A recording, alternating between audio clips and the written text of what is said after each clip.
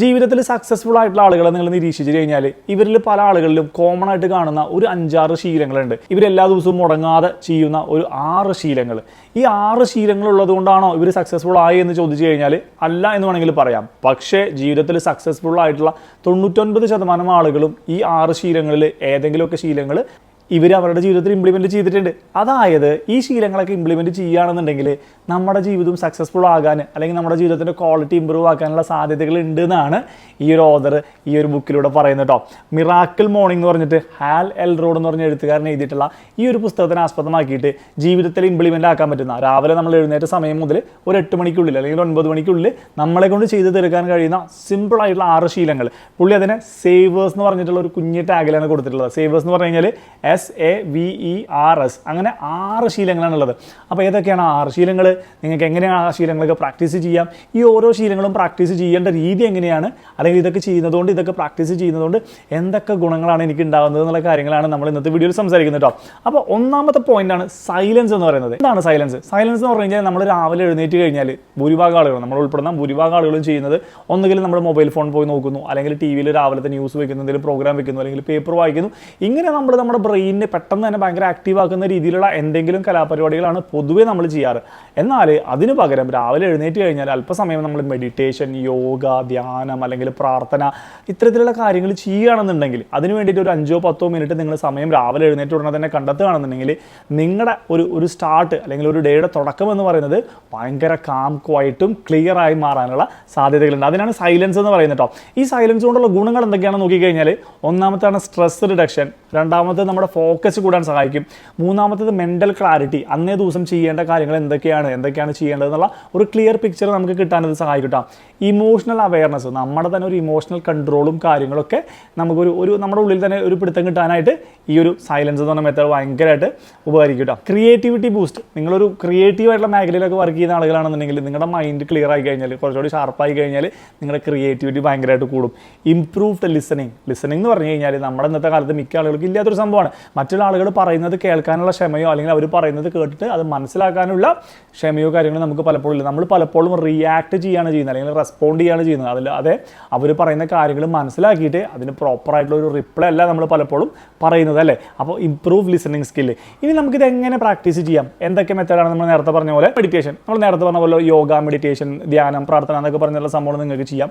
അല്ല നിങ്ങൾക്ക് ആ തരത്തിലൊന്നും താല്പര്യമില്ല, പക്ഷേ ഇത്തരത്തിൽ ഈ ഒരു ആക്ടിവിറ്റിയിൽ ചെയ്യുകയാണെന്നുണ്ടെങ്കിൽ നിങ്ങൾക്ക് കുറച്ച് മൈൻഡ്ഫുൾ ആക്ടിവിറ്റി ചെയ്യാം. എന്താണ് ഈ മൈൻഡ്ഫുൾ ആക്ടിവിറ്റീസ്? ഉദാഹരണം പറഞ്ഞു കഴിഞ്ഞാൽ രാവിലെ എണീറ്റ് കഴിഞ്ഞാൽ അധികം തിരക്കൊന്നാവുന്നതിന് മുൻപ് ഒരു ഏർലി മോർണിംഗിൽ തന്നെ കുറച്ച് നേരം നടക്കാൻ പോവുക, അല്ലെങ്കിൽ നിങ്ങളുടെ പൂന്തോട്ടം, ഗാർഡനിങ്, ഡെക്കറേഷൻ കാര്യങ്ങളൊക്കെ അവിടെ കുറച്ച് നേരം ടൈം സ്പെൻഡ് ചെയ്യുക. അങ്ങനെ ഡിജിറ്റൽ ഡീടോക്സ്, രാവിലെ എണീറ്റ് നമ്മൾ നേരത്തെ പറഞ്ഞ പോലെ മൊബൈൽ, ലാപ്ടോപ്പ്, ഇമെയിൽ, വാട്സപ്പ് കാര്യങ്ങളൊന്നും നോക്കാതെ അല്ലെങ്കിൽ ടി വി നോക്കാതെ കുറച്ച് നേരം ഫ്രീ ആയിട്ടിരിക്കുക. ക്വൈറ്റ് സ്പേസിൽ പോയിരിക്കുക, സൈലൻറ്റ് റിട്രീറ്റ്സിൽ പോവുക. നിങ്ങൾ കുറച്ച് നേരം നിങ്ങളെ തന്നെ ഫോക്കസ് ചെയ്തിരിക്കുക എന്നാണ് ഇവിടെ ഉദ്ദേശിക്കുന്നത് കേട്ടോ. രണ്ടാമത്തെ ഹാബിറ്റാണ് അഫർമേഷൻ എന്ന് പറയുന്നത്. അഫർമേഷൻ എന്ന് പറഞ്ഞു കഴിഞ്ഞാൽ practice positive talk to strengthen your goal. നിങ്ങൾ നിങ്ങളോട് തന്നെ സംസാരിക്കുന്ന നിങ്ങളുടെ ഗോൾസും കാര്യങ്ങളൊക്കെ നിങ്ങളോട് തന്നെ പറയുന്ന ഒരു പരിപാടിയാണ് അഫർമേഷൻ എന്ന് പറയുന്നത്. നമ്മൾ പല സിനിമകളിലും കണ്ടിട്ടുണ്ടാവും. ഇങ്ങനെ കലണ്ടറൊക്കെ മറിച്ച് നോക്കിയിട്ട് അവൻ്റെ ടാർഗറ്റ്സ് കാര്യങ്ങളൊക്കെ 1, 2, 3 എന്ന് പറഞ്ഞ് വായിക്കുന്ന പല സീനുകളും നമ്മൾ കണ്ടിട്ടുണ്ടാവില്ല. അതായത് റെസൊല്യൂഷൻ എന്താണ്, നിങ്ങളുടെ ഒരു പ്ലാൻ എന്താണ്, ടാർഗറ്റ് എന്താണെന്നുള്ളത് നിങ്ങൾ നിങ്ങളോട് തന്നെ പറയുന്ന ഒരു പ്രോസസ്സാണ് അഫർമേഷൻ എന്ന് പറയുന്നത് കേട്ടോ. ഇതിൻ്റെ ഗുണങ്ങൾ എന്തൊക്കെയാണെന്നുണ്ടെങ്കിൽ നമ്മുടെ പോസിറ്റീവ് തിങ്കിങ് ആയിരിക്കും, നമ്മുടെ കോൺഫിഡൻസ് ലെവൽ കൂട്ടും, സ്ട്രെസ് റെഡ്യൂസ് ചെയ്യാൻ സഹായിക്കും, എൻഹാൻസ്ഡ് റെസിലിയൻസ്, അതായത് നിങ്ങൾക്കുള്ള ഒരു മാനസിക സമ്മർദ്ദവും കാര്യങ്ങളൊക്കെ കൺട്രോൾ ആക്കാനായിട്ട് ഈ ഒരു മെത്തേഡ് തീർച്ചയായിട്ടും സഹായിക്കട്ടെ. ഇതെങ്ങനെ പ്രാക്ടീസ് ചെയ്യണം എന്ന് നോക്കിക്കഴിഞ്ഞാൽ ഒന്നാമത്തെ മെത്തേഡാണ് ഐഡൻറ്റിഫൈ യുവർ നീഡ്സ്. സ്പെസിഫിക് ആയിട്ടുള്ള കാര്യങ്ങൾ വേണം നമ്മൾ എഴുതി വെക്കാനായിട്ട്. റിപ്പീറ്റ് റെഗുലർലി, നമ്മൾ സ്ഥിരമായിട്ട് എല്ലാ ദിവസവും നമ്മുടെ ടാർഗറ്റ് അല്ലെങ്കിൽ നമ്മൾ എന്താണ് ചെയ്യേണ്ടത് എന്നുള്ളത് നമ്മൾ വായിച്ച് ക്ലാരിറ്റി വരുത്തണം. വിഷ്വലൈസ് ചെയ്യണം, നമ്മൾ എഴുതി വെച്ച കാര്യങ്ങളൊക്കെ എങ്ങനെ നേടിയെടുക്കാം അല്ലെങ്കിൽ എങ്ങനെ ചെയ്യാം, അതിൻ്റെ സ്റ്റെപ്പ് ബൈ സ്റ്റെപ്പ് കാര്യങ്ങൾ എന്താണെന്നുള്ള ഒരു വിഷ്വലൈസേഷൻ നമ്മളിവിടെ ചെയ്യണം.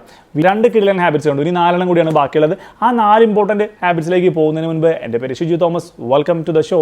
ആദ്യമായിട്ട് ചാനൽ കാണുന്ന ആളാണെന്നുണ്ടെങ്കിൽ കണ്ടു നോക്കിയിട്ട് നിങ്ങളുടെ അഭിപ്രായങ്ങൾ അറിയിക്കട്ടോ. ഇനി അടുത്ത പോയിന്റ്സിലേക്ക് പോകുന്നതിന് മുൻപ് ഞാൻ നിങ്ങൾക്ക് ഒരു കിടിലൻ ആപ്ലിക്കേഷൻ പരിചയപ്പെടുത്തി തരട്ടെ. നിങ്ങൾ സ്പോക്കൺ ഇംഗ്ലീഷ് ഇംപ്രൂവ് ചെയ്യണമെന്ന് ആഗ്രഹിക്കുന്ന ആളുകളാണ്, അല്ലെങ്കിൽ ഒരു ഇന്റർവ്യൂ അറ്റൻഡ് ചെയ്യണം, നിങ്ങളുടെ കമ്മ്യൂണിക്കേഷൻ ഇംപ്രൂവ് ചെയ്യണം, നിങ്ങളുടെ ഒരു സെൽഫായിട്ടുള്ള കാര്യങ്ങളൊക്കെ ഇംപ്രൂവ് ചെയ്യണമെന്ന് ആഗ്രഹിക്കുന്ന ആളുകളാണെന്നുണ്ടെങ്കിൽ നിങ്ങൾക്ക് ട്രൈ ചെയ്യാൻ പറ്റിയിട്ടുള്ള കിടിലൻ ഒരു ആപ്ലിക്കേഷനാണ് സ്പാർക്കി എന്ന് പറയുന്നത്. സ്പാർക്കി എന്ന് പറഞ്ഞാൽ AI ജനറേറ്റഡ് ആയിട്ടുള്ള ഒരു മെൻറ്റർ, ഒരു ട്യൂട്ടർ എന്നൊക്കെ പറയാവുന്ന രീതിയിലുള്ള ഒരു ആപ്ലിക്കേഷനാണ്. ഉദാഹരണം പറഞ്ഞാൽ നിങ്ങൾക്ക് ഒരു ഇന്റർവ്യൂ അറ്റൻഡ് ചെയ്യാൻ പോകുന്നതിന് മുൻപ് നിങ്ങൾക്ക് വേണമെങ്കിൽ സ്പാർക്കിനോട് ചോദിക്കാം, സ്പാർക്കി ഞാനൊരു അക്കൗണ്ടന്റിൻ്റെ അല്ലെങ്കിൽ ഒരു മാനേജറുടെ ഇന്റർവ്യൂ അറ്റൻഡ് ചെയ്യാൻ പോകുന്നുണ്ട്, അതിനോടനുബന്ധിച്ച് കുറച്ച് ചോദ്യങ്ങൾ ചോദ്യങ്ങൾ എന്നോട് ചോദിക്കാമോ എന്ന് ചോദിച്ചു കഴിഞ്ഞാൽ ഇപ്പോൾ ഈ ഡെമോ വീഡിയോയിൽ കാണുന്നത് പോലെ സ്പാർക്കി നിങ്ങളായിട്ടുള്ള ഒരു ഇൻട്രാക്ഷൻ നടക്കുന്നുണ്ടാവട്ടെ. ആ വീഡിയോ ഒന്ന് കണ്ടു നോക്ക് നിങ്ങൾ. Hi. What's your dream job, Leo? My dream job is accounts receivable in healthcare industry. That's a well-structured response, Leo. You're aiming high. What interests you about accounts receivable in the healthcare industry? Because accounts receivable main job role is speaking English. അപ്പോൾ ഈ വീഡിയോയിൽ കണ്ട കാര്യങ്ങൾ നിങ്ങൾക്ക് ഇഷ്ടപ്പെട്ടോ, നിങ്ങൾക്ക് useful ആണെന്ന് തോന്നുകയാണെന്നുണ്ടെങ്കിൽ download ചെയ്യാനുള്ള ലിങ്ക് ഞാൻ ഡിസ്ക്രിപ്ഷനിൽ കൊടുത്തിട്ടുണ്ട്. ട്രൈ ചെയ്ത് നോക്കിയിട്ട് നിങ്ങൾക്ക് സക്സസ്ഫുൾ ആണ്, നിങ്ങൾക്ക് യൂസ്ഫുൾ ആയി തോന്നുകയാണെന്നുണ്ടെങ്കിലും അല്ലെങ്കിലും നിങ്ങൾ അതിൻ്റെ അഭിപ്രായം കമൻറ്റിൽ അറിയിക്കാൻ മറക്കരുത്. അപ്പോൾ നമ്മുടെ അടുത്ത ഇമ്പോർട്ടൻ്റ് ആയിട്ടുള്ള 4 പോയിന്റുകളിലേക്ക് പോകട്ടോ. അവസാനത്തെ 2 പോയിന്റ് മറക്കരുത്, കിടിലൻ പോയിന്റ്സ് ആണ്. രണ്ടാമത്തെ പോയിന്റ് ആണ് കേട്ടോ വിഷ്വലൈസേഷൻ എന്ന് പറയുന്നത്. എന്താണ് വിഷ്വലൈസേഷൻ?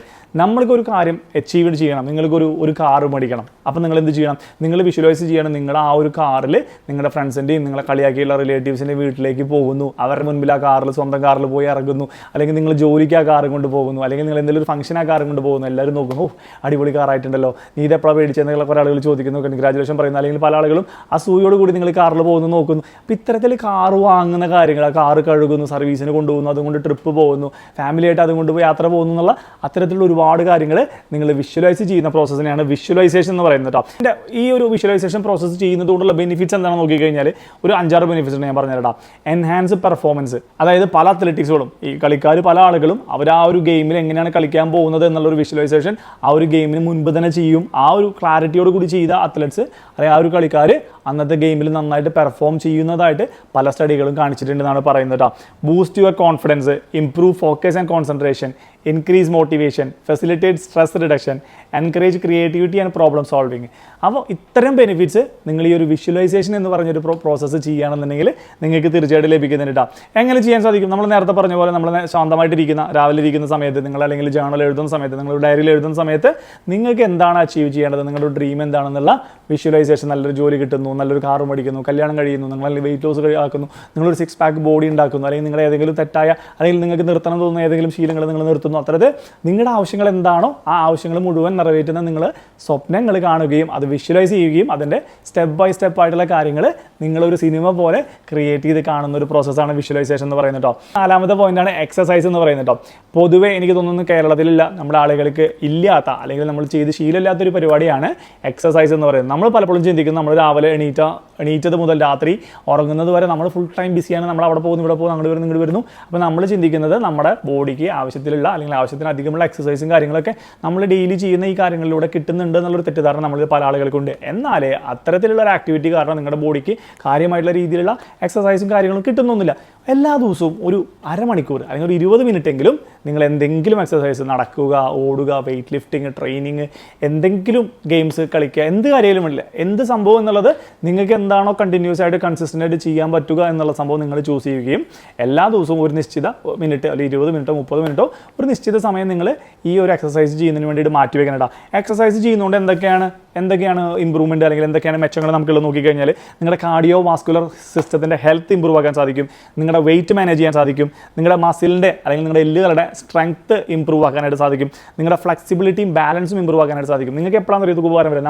നമ്മൾ ആക്ച്വലി കഴിഞ്ഞ തവണ ജോർജിയ എന്ന് പറഞ്ഞ രാജ്യത്ത് ട്രിപ്പ് പോയ സമയത്ത് ഒരുപാട് ഡെസ്റ്റിനേഷനുകൾ പല സ്ഥലങ്ങളും പല വ്യൂ പോയിന്റുകളും ഒരുപാട് ദൂരം മലയൊക്കെ ഹൈക്ക് ചെയ്ത് നമ്മൾ മുകളിലോട്ട് പോയി കാണേണ്ട പല സ്ഥലങ്ങളും ഉണ്ടായിരുന്നു. അപ്പോൾ അത്തരത്തിൽ അന്ന് പോയ സമയത്ത് പല യൂറോപ്യൻ രാജ്യങ്ങളിൽ നിന്നുള്ള ആളുകളും ഒരു 60-70 വയസ്സായ ആളുകൾ പോലും ഭയങ്കര എളുപ്പത്തിൽ ഭയങ്കര ഈസി ആയിട്ട് അവർ ഈ മലകളൊക്കെ കയറി ഇറങ്ങുമ്പോൾ നമ്മൾ 35-40 വയസ്സിനുള്ള ആളുകളൊക്കെ ഇത്തരത്തിലുള്ള മലകൾ കയറി ഇറങ്ങാൻ ഒരുപാട് ബുദ്ധിമുട്ട് നേരിടുമ്പോൾ അന്ന് നമുക്ക് മനസ്സിലായ ഒരു കാര്യമാണ് എക്സസൈസ് അല്ലെങ്കിൽ നമ്മുടെ ബോഡിയുടെ ഒരു ഫ്ലെക്സിബിലിറ്റി അല്ലെങ്കിൽ നമ്മുടെ ബോഡിയുടെ ഒരു സ്ട്രെങ്ത്ത് കപ്പാസിറ്റിക്കൊക്കെ എന്തോരം ഇമ്പോർട്ടൻസ് ഉണ്ട് എന്നുള്ളൊരു കാര്യം നമ്മൾ അങ്ങനെ തിരിച്ചറിഞ്ഞിരുന്നു കേട്ടോ. അപ്പോൾ തീർച്ചയായിട്ടും നിങ്ങൾക്ക് ഹെൽത്തി ആയിട്ടുള്ള ഒരു ബോഡി ഉണ്ടെങ്കിൽ മാത്രമാണ് ഹെൽത്തി ആയിട്ടുള്ള ഒരു മൈൻഡ് ഉണ്ടാവുള്ളൂ, നിങ്ങളുടെ ഒരു ഹെൽത്തി ലൈഫ് സ്റ്റൈൽ നിങ്ങൾക്ക് ഉണ്ടാക്കിയെടുക്കാനായിട്ട് സാധിക്കുള്ളൂ കേട്ടോ. ഇതെങ്ങനെ പ്രാക്ടീസ് ചെയ്യണം?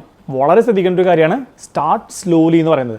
നിങ്ങളൊരു ആവേശത്തിന് നാളെ തൊട്ട് ഞാനൊരു 5 കിലോമീറ്റർ നടക്കാൻ പോകുന്നു, 10 കിലോമീറ്റർ ഓടാൻ പോകുന്നു, അല്ലെങ്കിൽ ഭയങ്കര ഹെവി വെയിറ്റ് ഞാൻ ലിഫ്റ്റ് ചെയ്യാൻ പോകുന്നു എന്നൊക്കെ പറഞ്ഞ് നിങ്ങൾ ആവേശത്തിലൊന്നും കയറി ചെയ്യരുത്. കാരണം എന്താ വെച്ച് കഴിഞ്ഞാൽ നമ്മുടെ മനസ്സിൻ്റെ അതേ ഒരു ആവേശം നമ്മുടെ ബോഡിക്ക് ഉണ്ടാവണമെന്നില്ല. പലപ്പോഴും പല ആളുകൾക്കും നീ ഇഞ്ചുറി, പല ഇഞ്ചുറികളും കാര്യങ്ങളൊക്കെ വരികയും അവരെന്നേക്കുമായി എക്സസൈസ് ചെയ്യുക എന്നുള്ള പ്രോസസ്സിൽ നിന്ന് പിന്മാറുന്ന ഒരുപാട് ആളുകൾ ഞാൻ കണ്ടിട്ടുണ്ട്. അപ്പോൾ അതുകൊണ്ട് വളരെ സ്ലോ ആയ രീതിയിൽ മാത്രം നിങ്ങൾ സ്റ്റാർട്ട് ചെയ്യുക.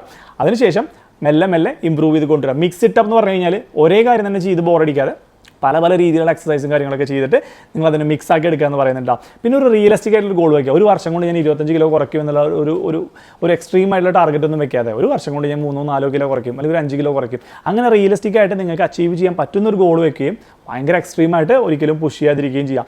അടുത്ത ഇമ്പോർട്ടൻറ്റ് കാര്യമാണ് കേട്ടോ, ഈ ഒരു എക്സസൈസിനെ മേക്ക് ഇറ്റ് എ ഹാബിറ്റ്. എല്ലാ ദിവസവും ഉദാഹരണം പറഞ്ഞു കഴിഞ്ഞാൽ രാവിലെ ചായ കുടിച്ച് കഴിഞ്ഞാൽ ഒരു 10 മിനിറ്റ് നടക്കാൻ പോകും, അല്ലെങ്കിൽ രാവിലെ ഞാൻ പേപ്പർ വായിച്ചു കഴിഞ്ഞാൽ ഒരു അരമണിക്കൂർ ഞാൻ എക്സസൈസ് ചെയ്യാൻ പോകും. അത് നിങ്ങളുടെ ഒരു ഹാബിറ്റായി മാറുക. നിങ്ങൾ ചായ കുടിക്കുന്നത് സ്ഥിരമായിട്ട് കുടിക്കുന്നതുകൊണ്ടും പേപ്പർ സ്ഥിരമായിട്ട് വായിക്കുന്നതുകൊണ്ടും അത് കഴിഞ്ഞാൽ അറ്റാച്ച്ഡ് ആയിട്ട് നിങ്ങൾ ഈ ഒരു എക്സസൈസ് ചെയ്യാൻ ശ്രമിച്ചു കഴിഞ്ഞാൽ നിങ്ങളുടെ ഹാബിറ്റായി മാറിക്കഴിഞ്ഞാൽ പിന്നെ നിങ്ങളറിയാതെ ഉപബോധ മനസ്സിൽ നിന്ന് തന്നെ ഓട്ടോമാറ്റിക്കായിട്ട് നിങ്ങൾ ചെയ്യാനുള്ള സാധ്യത ഉണ്ട് കേട്ടോ. എക്സസൈസിൻ്റെ സെഗ്മെൻറ്റ് കഴിഞ്ഞു. അടുത്തതാണ് റീഡിങ്.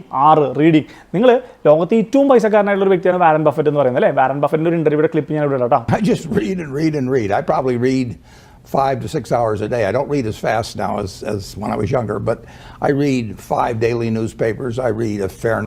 ഈ വീഡിയോയിൽ പുള്ളി പറഞ്ഞതുപോലെ ഇന്ന് ഇത്രയും സക്സസ്ഫുൾ ആയിട്ട് ഇത്രയും കോടിക്കണക്കിന് ബില്യൺസ് ഓഫ് ഡോളേഴ്സിൻ്റെ മുകളിൽ ഇരിക്കുന്ന ആ പുള്ളിക്കാരൻ പറയാണ് എല്ലാ ദിവസവും ഞാൻ 5 മുതൽ 6 മണിക്കൂർ സമയം ഞാൻ ബുക്ക് വായിക്കാൻ എടുക്കുന്നുണ്ടെന്ന് പറയാണ്. ഇനി ബരാക് ഒബാമയെ പറ്റിയിട്ട് മിഷേൽ ഒബാമ പറയുന്നൊരു ഒരു sentence കേട്ടോക്ക്. Read. If the president were here, one of his greatest strengths is reading. He is A voracious reader എന്നാണ് പറഞ്ഞത് അല്ലേ. അതായത് അദ്ദേഹത്തിന് പുസ്തകം വായിക്കാതിരിക്കാൻ പറ്റില്ല, അല്ലെങ്കിൽ അദ്ദേഹം കിട്ടലിനായിട്ട് ഒരുപാട് പുസ്തകങ്ങൾ നിരന്തരം കണ്ടിന്യൂസ് ആയിട്ട് വായിച്ചുകൊണ്ടിരിക്കുന്ന ഒരു പുള്ളിക്കാരനാണെന്ന് പറയുന്നത്. അതായത് ലോകത്തിൽ സക്സസ്ഫുൾ ആയിട്ടുള്ള വലിയ വലിയ വ്യക്തികൾ എടുത്തു കഴിഞ്ഞാൽ അവരൊക്കെ ഇന്നും പുസ്തകം വായിക്കുക, ഈ ഒരു ഡിജിറ്റൽ ലോകത്തിൽ പോലും പുസ്തകങ്ങൾ വായിക്കുക എന്ന് പറയുന്ന ഒരു ശീലത്തിന് അത്രയും ഇമ്പോർട്ടൻറ്റ് കൊടുക്കുന്നുണ്ടെങ്കിൽ നമുക്കും പുസ്തകം വായിച്ചാൽ എന്തെങ്കിലുമൊക്കെ മെച്ചങ്ങളുണ്ടാവും. അപ്പോൾ എന്തൊക്കെയാണ് റീഡിങ്ങിൻ്റെ ഗുണങ്ങൾ എന്നുള്ളത് ഞാൻ നോക്കട്ടോ. ഒന്ന്, mental stimulation, knowledge acquisition, vocabulary expansion, improved focus and concentration, better writing skills, stress reduction, enhance imagination and creativity, increased എംപത്തി. Clear ആയില്ലേ? ഒരുപാട് കിടൽ പോയിന്റുകളുണ്ട് കേട്ടോ. മെൻ്റൽ സ്റ്റിമുലേഷൻ, നിങ്ങളുടെ ക്രിയേറ്റിവിറ്റി കൂടുന്നതിന് നിങ്ങളത് സഹായിക്കുന്നതായിരിക്കും. നോളജ് അക്വസിഷൻ, നിങ്ങൾക്ക് അറിയാത്ത ഒരുപാട് കാര്യങ്ങളെ പറ്റിയിട്ടുള്ള ഒരുപാട് വിവരങ്ങൾ നിങ്ങൾക്ക് പുസ്തകം വായനയിലൂടെ ലഭിക്കുന്നതായിരിക്കും. വൊക്കാബുലറി എക്സ്പാൻഷൻ, പലപ്പോഴും നമ്മൾ ഇംഗ്ലീഷിൽ സംസാരിക്കുമ്പോഴായാലും മലയാളത്തിൽ സംസാരിക്കുമ്പോഴായാലും പല സാഹചര്യങ്ങളിലും വെക്കേണ്ട എക്സാക്റ്റ് വേർഡ് എന്താണെന്ന് അറിയാത്തതിൻ്റെ പേരിൽ നമ്മൾ അവിടെ ആ വാക്കുകൾ കിട്ടാതെ പലപ്പോഴും സ്റ്റക്കായി പോകുന്നുണ്ടെങ്കിൽ നിങ്ങളുടെ വൊക്കാബുലറി കൂടുന്നതിന് പുസ്തകം വായന സഹായിക്കട്ടോ. ഇംപ്രൂവ്ഡ് ഫോക്കസ് ആൻഡ് കോൺസെൻട്രേഷൻ, നിങ്ങൾക്ക് മനസ്സിലായിട്ടുണ്ടോ. ബെറ്റർ റൈറ്റിംഗ് സ്കിൽസ്, ഒരു കാര്യം നമ്മൾ വെറുതെ കാഷ്വലായിട്ട് പറയുന്നതിൽ നിന്ന് മാറി നല്ല രീതിയിൽ അതിനെ എഴുതി എങ്ങനെ അവതരിപ്പിക്കാം, റൈറ്റിംഗ് സ്കിൽ ഇമ്പ്രൂവ് ആക്കാനായിട്ട് ഈ റീഡിങ് നിങ്ങളെ സഹായിക്കും. അടുത്തത് ഇമാജിനേഷൻ ആൻഡ് ക്രിയേറ്റിവിറ്റി. നിങ്ങൾ ഒരുപാട് ഫിക്ഷണൽ ബുക്കുകളൊക്കെ വായിക്കുകയാണെന്നുണ്ടെങ്കിൽ നിങ്ങളുടെ ക്രിയേറ്റിവിറ്റിയും ഇമാജിനേഷനൊക്കെ ഒരുപാട് കൂട്ടുക.